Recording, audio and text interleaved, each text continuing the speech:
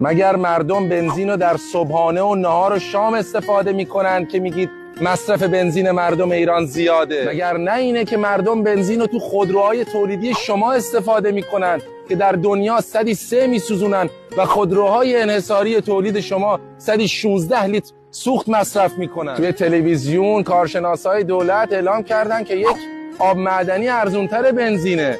نرخ سوخت در افغانستان 70,000 تومنه، $1.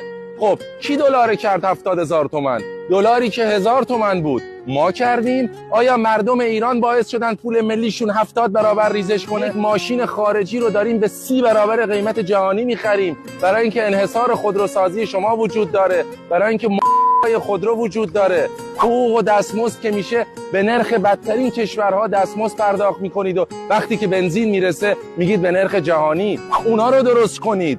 چقدر ملت تحت فشار باشه.